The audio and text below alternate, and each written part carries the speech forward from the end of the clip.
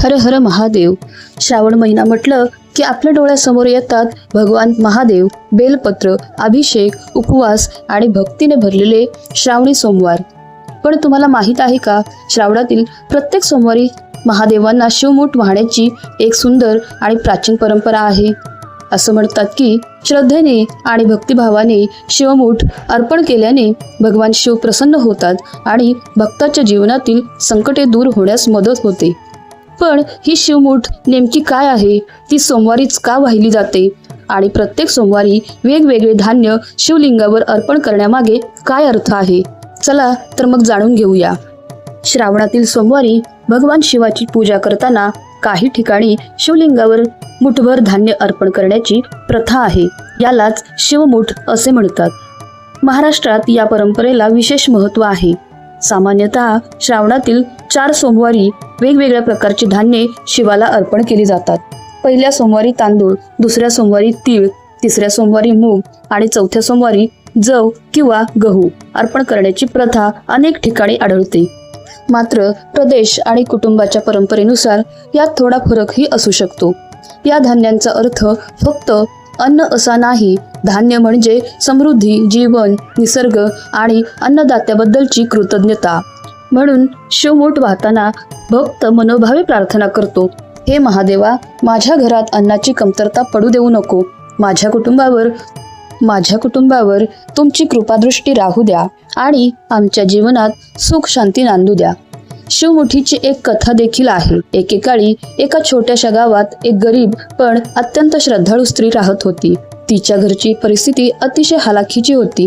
घरात कधी पुरेसे अन्न नसायचं, तर कधी घर खर्च भागवण्यासाठीही पैसे उरत नसत. पण त्या स्त्रीची भगवान शिवावर अपार श्रद्धा होती. दररोज सकाळी ती उठायची, घरातील कामं उरकायची आणि जवळच्या शिवमंदिरात जाऊन महादेवाचं दर्शन घ्यायची. एकदा श्रावण महिना सुरू झाला. गावातील सर्व स्त्रिया श्रावणी सोमवारची पूजा करू लागल्या. त्या महादेवांना दूध, बेलपत्र, फुले आणि विविध नैवेद्य अर्पण करत होत्या. पण त्या गरीब स्त्रीकडे ना दूध होतं, ना फुलं विकत घेण्यासाठी पैसे. तिच्या घरात फक्त थोडंसं धान्य होतं. ती मनात म्हणाली, महादेवा, माझ्याकडे तुला देण्यासाठी काहीच नाही, पण माझ्याकडे जे आहे त्यातील थोडं तरी मी तुला अर्पण करेन. तिने आपल्या घरातील धान्यातून एक छोटीशी मूठ घेतली. ती शिवमंदिरात गेली, शिवलिंगासमोर बसली आणि डोळे मिटून म्हणाली, हे भोलेनाथ, माझ्याकडे सोनं नाही, चांदी नाही, मोठा नैवेद्यही नाही, पण ही माझी शिवमूठ मी मनापासून तुम्हाला अर्पण करत आहे. माझी पूजा स्वीकारा. असं म्हणत ती मूठ महादेवांना अर्पण केली.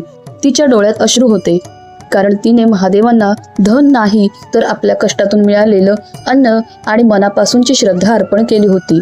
त्या दिवसानंतर ती स्त्री प्रत्येक श्रावणी सोमवारी शिवमूठ वाहू लागली. तिच्याकडे जेवढं धान्य असेल त्यातून ती एक मूठ महादेवांना अर्पण करायची. कधी मूठभर तांदूळ, कधी मूग, कधी तीळ. पण तिच्या मनात एकच भावना होती, देवा, माझ्या घरात जे आहे ते तुझंच आहे. काही दिवसांनी तिच्या आयुष्यात हळूहळू बदल होऊ लागला. तिच्या घरची परिस्थिती सुधारू लागली. तिला कामं मिळू लागली. घरात अन्नधान्याची कमतरता राहिली नाही. कुटुंबात सुख शांती वाढू लागली. पण त्या स्त्रीने आपली भक्ती कधीही सोडली नाही. उलट तिच्या मनात एक गोष्ट पक्की झाली, महादेवांना मोठ्या वस्तूंची गरज नसते, त्यांना भक्ताचं निर्मळ मन हवं असतं. श्रावणातील प्रत्येक सोमवार हा भगवान शिवाला समर्पित मानला जातो. शिवमूठ वाहताना धान्याची मूठ अर्पण करण्यामागे एक सुंदर प्रतिकात्मक अर्थ आहे. पहिली मूठ म्हणजे, देवा, माझ्या घरात अन्नधान्याची कमतरता पडू देऊ नको. दुसरी मूठ म्हणजे, माझ्या कुटुंबाचे आरोग्य आणि सुख टिकव. तिसरी मूठ म्हणजे, माझ्या मनातील नकारात्मकता दूर कर आणि मला सद्बुद्धी दे. आणि चौथी मूठ म्हणजे, माझ्या जीवनात सुख, समाधान आणि समृद्धी नांदू दे. म्हणून शिवमूठ ही केवळ धान्य अर्पण करण्याची पद्धत नाही, ती आहे कृतज्ञतेची भावना, निसर्गाप्रती आदर, अन्नाबद्दलची जाणीव आणि भगवान शिवावरील श्रद्धा. आता शिवमूठ वाहताना काय करावे, कशी व्हावी? श्रावणी सोमवारी सकाळी लवकर उठून स्नान करावे, स्वच्छ कपडे घालावेत, शक्य असल्यास शिवमंदिरात जावे किंवा घरी शिवलिंगाची पूजा करावी. शिवलिंगाला पाणी अर्पण करावे, बेलपत्र, फुले अर्पण करावीत. त्यानंतर आपल्या कुटुंबाच्या परंपरेनुसार धान्याची एक मूठ अर्पण करावी.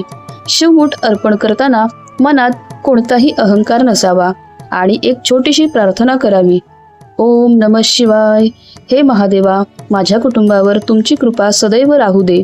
आमच्या घरात सुख, शांती, आरोग्य आणि समाधान नांदू दे. आमच्याकडून कोणाचेही वाईट होऊ नये आणि आम्हाला सद्बुद्धी मिळू दे. मित्रहो, शिवमूठ वाहिल्याने एखादी गोष्ट हमखास घडते असा अंधविश्वास ठेवण्यापेक्षा या परंपरेमागचा श्रद्धा, कृतज्ञता आणि संयमाचा संदेश समजून घेणे अधिक महत्त्वाचे आहे.